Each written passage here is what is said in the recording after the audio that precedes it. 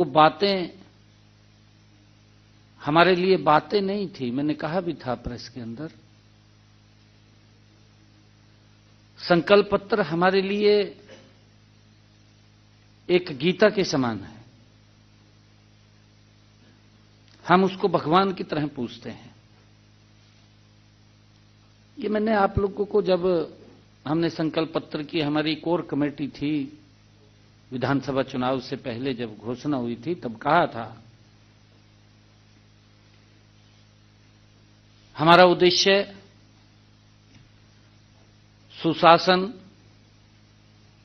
पारदर्शिता तथा जनहित के प्रति हमारी प्रतिबद्धता का वो स्पष्ट दस्तावेज है हमारा ये संकल्प पत्र।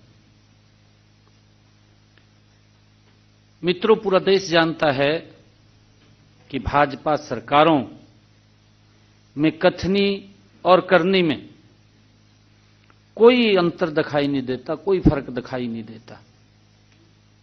ये पूरा देश जानता है। देश का विश्वास नरेंद्र मोदी जी के ऊपर बढ़ रहा है। हमारी सरकार ने भी अपने संकल्पों को जमीन पर उतारने के लिए गति से हम कार्य कर रहे हैं। मुझे खुशी है बताते हुए आप सबको कि 19 सितंबर 2024 को हमने अपने संकल्प पत्र में 217 संकल्पों के साथ उसको जारी किया था। मुझे खुशी है बताते हुए आप सबके बीच में कि हमने 60 ऐसे संकल्प हैं जिनको पूरा किया है। 120 संकल्पों के ऊपर गति से काम चल रहा है।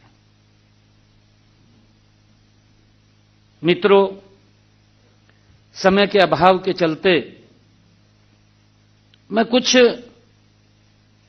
संकल्पों का जिक्र आपके बीच में करना चाहूंगा। जो महत्वपूर्ण संकल्प हैं, जिनके ऊपर लोग सोचते हैं कि उनको सरकार बनते ही तुरंत पूरे हो जाएं, क्योंकि लोगों की मंशा ये होती है। परंतु राजनीतिक दलों की मंशा होती है कि 5 साल का मैंडेट है, अगले बार फिर लेनी वोट, इसको तो लास्ट में पूरा करेंगे। ये इस प्रकार की सोच होती है। और ये सोच कांग्रेस और उनके इंडी गठबंधन दलों की, इसी सोच पर वो काम करते हैं। और कई बार तो वो, क्योंकि उनका तो घोषणा पत्र होता है, घोषणा पत्र में घोषणा करते हैं, भूल जाते हैं, पता नहीं लगता। भूलना उनकी मजबूरी भी होती है, क्योंकि घोषणा ऐसी कर देते हैं। उनको लगता है कि पूरी नहीं हुई, डस्टबिन में डाल दिया, ऐसी स्थिति रहती है। परंतु मैं कुछ संकल्पों का, महत्वपूर्ण कुछ संकल्पों का आपसे चर्चा भी करना चाहूंगा, क्योंकि प्रदेश की जनता, मैंने जो कहा था कि हमारा संकल्प, ये संकल्प नहीं है, इसे हम भगवान की तरह पूजते हैं। पूरा करना यह हमारी सरकार की प्रतिबद्धता है। और उसको लेकर के मात्र 1 साल के अंदर अपने संकल्प पत्र के हमने 60 संकल्पों को पूरा किया है। 120 संकल्पों पे गति से काम चल रहा है। मैं बताना चाहूंगा, 18 अक्टूबर 2024 हमने, जब 17 अक्टूबर 2024 को नए मंत्रिमंडल का गठन किया, गठन करने के साथ ही हमने एक बात कही थी कि हम ज्वाइन बाद में करेंगे, पहले हमारे युवा साथी ज्वाइन करेंगे। अपने संकल्प में कहा था 25,000 युवाओं को हरियाणा के इतिहास में पहली बार एक समय में ज्वाइनिंग लेटर दिया गया, उनको ज्वाइन कराया गया। ये हमारी सरकार की वो प्रतिबद्धता है। और उसी प्रकार फिर अगले दिन 17 तारीख को के बाद 18 तारीख 2024 को हमने अपने संकल्प पत्र में कहा था कि हमारे हरियाणा प्रदेश के जितने सरकारी हॉस्पिटल, जितने मेडिकल कॉलेज, उन सब में किडनी के जो पेशेंट हैं उनका डायलिसिस मुफ्त होगा। 18 तारीख को पहली साइन जो फाइल पे हुए हैं, हरियाणा प्रदेश के जन को इसका बड़ा लाभ मिला है, हमने उसको पूरा किया है। हमने अपने संकल्प पत्र में कहा था कि सीईटी की परीक्षा पारदर्शिता के आधार पर कराएंगे। पहली बार है हरियाणा प्रदेश के युवाओं को यह लगने लगा कि गजब का काम इस सरकार ने किया। पहली बार आप सबके माध्यम से भी उसकी रिपोर्ट आई है। हर बच्चे ने इस बात को सराहा है, हर बच्चे के मां बाप ने उसकी प्रशंसा की है। क्योंकि वो तो पहले ये सोचते थे कि भाई बच्चे को अपनी कार के अंदर ले जाएं टेस्ट दिलवाने के लिए, परंतु जब उनकी प्रतिक्रिया आई कि हमें मालूम नहीं था कि इतनी बड़ी व्यवस्था इसकी होगी, घर से बच्चे को लेकर के सेंटर और सेंटर से घर तक पहुंचाने की पहली बार सीईटी की जो परीक्षा हुई है, 13 लाख अभ्यर्थियों को परीक्षा का जो सफल आयोजन हुआ है, ये हमने अपने संकल्प पत्र में कहा था, उसको पूरा किया है। इसी प्रकार हमने हरियाणा प्रदेश के किसानों से यह कहा था कि हम 24 फसलें एमएसपी पर खरीदेंगे। ये बड़े संकल्प थे और मुझे खुशी है कि हमने उस संकल्प को पूरा किया है। आज हरियाणा देश का पहला ऐसा राज्य बना है जहां पर किसान की 24 फसलें एमएसपी पर खरीदी जा रही है। ये पहला राज्य बना है। हमने उस संकल्प को पूरा किया है। और इसी प्रकार हमने अपने संकल्प में कहा था कि हमारी वो माताएं बहनें जिन परिवारों की इनकम 1,80,000 रुपए से कम है, ऐसे परिवारों की रसोई में हम 500 रुपए का गैस का सिलेंडर उनको मिलेगा। ऊपर का पैसा वो हरियाणा सरकार उनके खाते में पहुंचाने का काम करेगी। उसको पूरा किया है। ये बड़े वायदे थे जिसका मैं जिक्र कर रहा हूं, छोटे वायदे नहीं है, तो महत्वपूर्ण जिनका इंतजार करते हैं लोग भी ये पूरा करेंगे, इन्होंने कहा है। ये वो वायदे थे। हमने 25 सितंबर 2025 को पंडित दीनदयाल उपाध्याय जी की 109वीं जयंती, उस अवसर के ऊपर हमने दीनदयाल लाडो लक्ष्मी ऐप का आयोजन किया।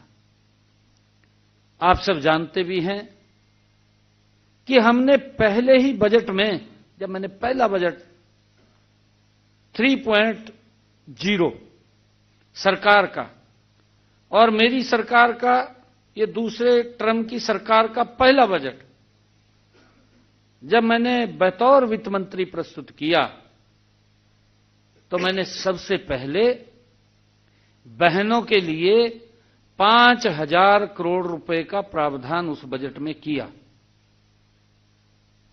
और 25 सितंबर 2025 को पंडित दीनदयाल उपाध्याय जी की जयंती के अवसर पर हमने ऐप को लॉन्च किया, रजिस्ट्रेशन किया और आज बहनों को हम उनको लड्डू लक्ष्मी दे रहे हैं। 4 किस्तें चली गई हैं। 2100 रुपया बहनों तक पहुंचाने का काम हमारी सरकार कर रही है। मैं ये कहना चाहता हूं, क्योंकि जो महत्वपूर्ण वायदे होते हैं, चुनाव जीतने के लिए घोषणाएं बड़ी बड़ी हो जाती हैं, फिर उनको पूरा नहीं कर सकते, लोग देखते रहते हैं, लास्ट में फिर ये सोच लेते हैं कि इनका तो यही काम है, इनको तो लियाने के नहीं, हम भेज दो, इनको वापिस कर दो। फिर ये राजनीतिक दल सोचते रहते थे कि 5 साल मैं कर लूंगा, 5 साल वो कर लेगा, भी 5 साल बाद तो नंबर आ ही जाएगा। ये नरेंद्र मोदी जी के नेतृत्व में जो स्पष्ट नीति है, गरीब व्यक्ति अंतिम व्यक्ति तक योजनाओं का लाभ डायरेक्ट उसके घर तक पहुंच रहा है, ये उसका परिणाम है कि non stop Bharatiya Janata party की सरकारें नरेंद्र मोदी जी के नेतृत्व में लगातार आ रही हैं। मोदी जी की नीति, मोदी जी की नीयत, भारतीय जनता पार्टी का नेतृत्व, देश का नेतृत्व, नीति भी मजबूत है, नीयत में भी मजबूत है, कोई दिक्कत नहीं है। गरीब व्यक्ति को सशक्त किया जाए, वही कारण है कि 25 करोड़ लोगों को गरीबी रेखा से ऊपर उठाने का काम किया है। कांग्रेस के समय में तो अमीर व्यक्ति भी गरीबी रेखा के नीचे चला जाता था, नीतियां गलत थी, ऐसी स्थिति थी कांग्रेस की, परंतु कुछ लोग मजबूत हो जाते थे। देश जानता है, देश को मालूम है कैसे मजबूत हो जाते थे। आपके सामने यहां 1 एकड़ कोई 500 का खरीद लिया, 20 करोड़ का बेच दिया, हो जाते थे। किसान की दफा 4 लगा दी, दफा 6 लगा दी जमीन के ऊपर, किसान घूमता रहता था, किसान रोता रहता था, परंतु सुनता नहीं था कोई भी। फिर बड़े बड़े बिल्डर आते थे, ये इस प्रकार का सिस्टम था। परंतु मैं ये बताना चाहूंगा कि हमारी सरकार ने ट्रांसपेरेंसी तरीके से मोदी जी के नेतृत्व में काम कर रही है, उसके परिणाम लोग दे रहे हैं, जनता दे रही है। जनता नरेंद्र मोदी जी की नीतियों से, भारतीय जनता पार्टी की नीति से, भारतीय जनता पार्टी के नेतृत्व को प्यार करती है, नीतियों से भी प्यार करती है और नीति से भी प्यार करती है, नेतृत्व से भी प्यार करती है। यही कारण है कि देश के लोग non stop Bharatiya Janata party की सरकार बना रहे हैं। साथियों, मैं ये बताना चाहूंगा कि 17 मार्च 2025 को विधानसभा में बतौर वित्त मंत्री मैंने अपना पहला बजट प्रस्तुत किया था। वह बजट सरकार का नहीं अपितु जनता का वो बजट था। मैं इसकी जिक्र भी करता रहता हूं। मैंने कई बार जिक्र किया है कि पहले तो लोग सोचते थे सरकार का बजट आ गया, फिर सोचते थे कि ये तो चुनावी बजट आ गया, इसमें रेवड़ियां होंगी, परंतु रेवड़ियां भी नहीं मिलती थी। इस प्रकार के बजट पूर्व में सरकारें वो करती थी, कोई जनाधार नहीं होता था। मैं बताना चाहूंगा सारा का सारा, परंतु हमने जो बजट, ये पहला बजट जो प्रस्तुत किया, जिसमें जनता के सुझावों से ही हमने उसको आकार दिया। जनता के सुझाव लिए, महत्वपूर्ण सुझाव आए, उन सुझावों के आधार पर बजट बना और उसमें हमने विभिन्न स्टेक होल्डर्स, उनसे सुझाव लिए। उनमें महिला वर्ग से हमने सुझाव लिया, हमने उद्योग जगत के लोगों से ही सुझाव लिए, हमने किसान वर्ग से सुझाव लिए, हमने युवा क्षेत्र के अंदर भी युवाओं से सुझाव लिए, अलग अलग स्टेक होल्डर से हमने जाकर के उनके बीच में सुझाव लिए। और उसमें हमने 2000 जो पहला बजट मैंने प्रस्तुत किया था, 11 बैठकें की गई, 11 बैठकें उसमें की गई। और 11 बैठकों में मेरे सामने 1592 सुझाव महत्वपूर्ण लोगों को मिले। ये पिछले बजट की मैं बात कर रहा हूं। मैंने उनमें से 706 सुझावों को, जो हमें 1592 सुझाव मिले थे, उनको देखा, चेक किया। जो महत्वपूर्ण सुझाव थे उनमें से 706 सुझावों को हमने बजट में शामिल किया है। और 2025-26 के इस बजट में जब शामिल किया तो लोगों को लगा कि ये बजट तो हमारा है, ये बजट जनता का है, ये सरकार का बजट नहीं है। महसूस हुआ उनको। और साथियों, 25-26 का जो बजट है, उस बजट के अंदर उन सुझावों के आधार के ऊपर जो सुझाव हमें मिले, मैंने बजट के अंदर 248 घोषणाएं की उन सुझावों के आधार पर जो जनता ने सुझाव दिए। 248 घोषणाएं मैंने बजट में की। मुझे यह भी बताते हुए खुशी का हो रही है कि इनमें से 77 बजट घोषणाएं हमने अक्षरशः पूरी कर दी है। 77 घोषणाएं हमने पूरी कर दी हैं। 165 घोषणाओं पर कार्य अंतिम चरण में है, गति से काम हो रहा है, लगभग पूरी होने वाली है। इन्हें भी जल्दी पूरा कर लिया जाएगा। और साथियों, वर्ष 2026-27 के लिए बजट बनाने की प्रक्रिया अभी चल रही है, जारी है। पूर्व बजट परामर्श की परंपरा को निभाते हुए मैंने विभिन्न क्षेत्रों के हितधारकों के साथ अब तक 13 बैठकें की हैं। इनमें से मुझे कुल 2199 सुझाव प्राप्त हुए। जो 13 बैठकें की, 2199 सुझाव प्राप्त हुए। इस बार हमने टेक्निक आ रही है, नई से नई टेक्निक आ रही है। हमने AI बेस्ड चैट बॉक्स का नया प्रयोग किया और उसका प्रयोग करते हुए इसके माध्यम से हमने प्रदेश के लोगों से सुझाव मांगे और प्रदेश के लोगों ने इस AI चैट बॉट के माध्यम से लगभग 12,400 सुझाव हमें मिले हैं। 12,400 प्राप्त हुए हैं। अभी भी मुझे पत्रों के माध्यम से, ईमेल के माध्यम से लोगों से अनेक सुझाव मिल रहे हैं। इन सभी पर मंथन जारी है। जो भी सुझाव आता है उसको देखते हैं, चेक करते हैं।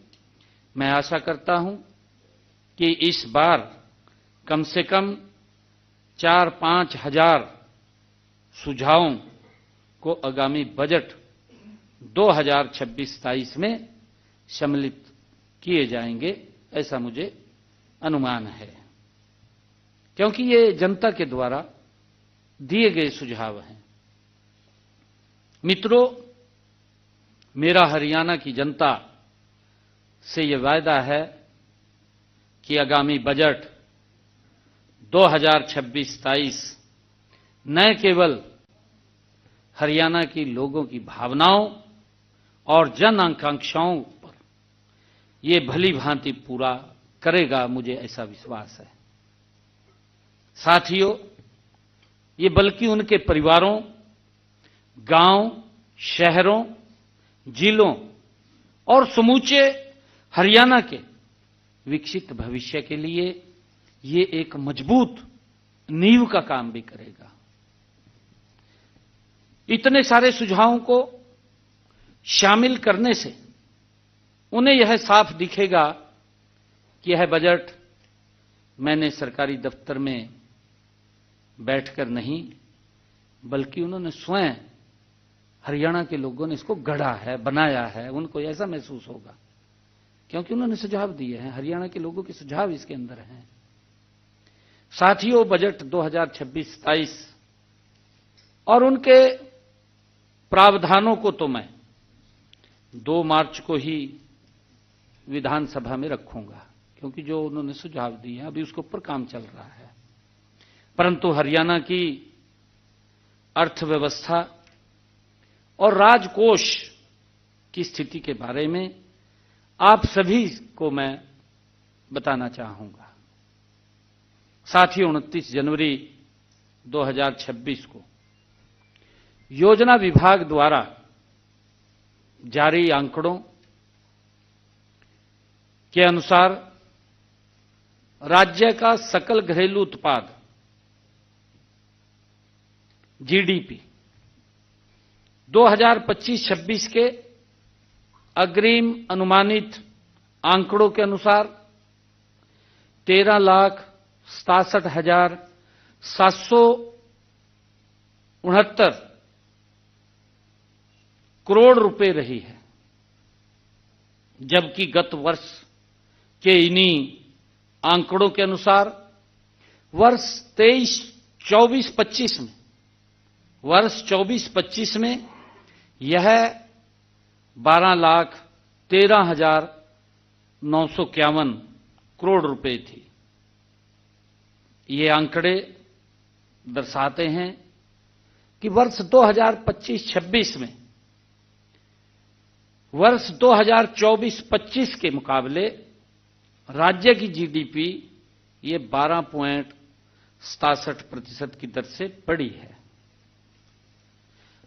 साथियों, राज्य की जीडीपी को उनकी जनसंख्या में अगर विभाजित करके प्राप्त होने वाले आंकड़े को प्रति व्यक्ति आय कहा जाता है, तो 29 जनवरी 2026 को जो योजना विभाग द्वारा जारी आंकड़ों के अनुसार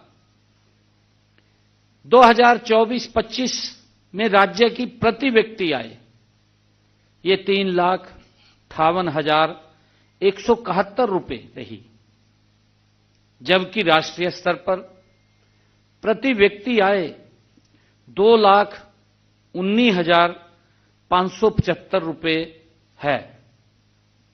साथियों, मुझे यह बताते हुए गर्व भी हो रहा है कि हरियाणा की प्रति व्यक्ति आय देश के शीर्ष 5 राज्यों में शामिल है। 5 राज्यों में। मैं यह भी बताना चाहूंगा कि पिछले 10 वर्षों में हरियाणा की प्रति व्यक्ति आय लगातार बढ़ रही है, लगातार बढ़ रही है। अगर हम 2014-15 की देखें, 2014-15 में राज्य की प्रति व्यक्ति आय 1,47,382 रुपए थी। इन आंकड़ों से यह स्पष्ट होता है कि पिछले 10 वर्षों में राज्य की प्रति व्यक्ति आय में लगभग 2.5 गुना की वृद्धि हुई है, लगभग 2.5 गुना की। साथियों, 2024-25 में राज्य सरकार के सभी विभागों का वास्तविक खर्चा 1,75,801 करोड़ रुपए था। सभी विभागों का खर्चा 24-25 में। जबकि अगर हम देखें, क्योंकि इस प्रकार का दुष्प्रचार किया जाए, कहा खर्च ही नहीं हो रहा, कहा कोई काम ही नहीं हो रहा। भाई ठीक तरीके से देखिए, नजरिया देखने का होता है। उसी सड़क के ऊपर जा रहे, आधे घंटे में पहुंच रहे, फिर कह रहे कहा काम नहीं हो रहा। काम दिखाई नहीं दे रहा। ये कैसे दिखाएगा? नजर तो है नहीं है देखने की। नजर भी तो देखने के लिए चाहिए, वो नजर है नहीं है देखने की, बस झूठ बोलना है। 2014-15 में यह केवल 61,904 करोड़ रुपए था। 14-15 में अगर बात करें इनके समय में, ये 61,904 करोड़ रुपए था। चालू वित्त वर्ष में 16 फरवरी 2026 तक सभी विभागों का वास्तविक खर्चा 1,59,747 करोड़ रुपए है। 1,59,747 करोड़ रुपए है। मुझे आशा है कि ये खर्चा 31 मार्च 2026 को यह आंकड़ा 2 लाख करोड़ रुपए के हो जाएगा। 2 लाख करोड़ पे, क्योंकि काम चल रहे हैं अभी, और लास्ट में कहीं ऐसे टेंडर होते हैं, वो सब काम चल रहे हैं। 2 लाख करोड़ रुपए ये हो जाएगा। 17 मार्च 2025 को, जो कि मेरे द्वारा प्रस्तावित बजट 2,05,17 करोड़ 29 लाख रुपए का बजट का लगभग 98% ये खर्च हो जाएगा। 98% का खर्चा ये होगा। ऐसा प्रदेश के इतिहास में ये पहली बार हुआ है कि 98% बजट जो हमने प्रस्तुत किया उसका 98% खर्चा हो गया।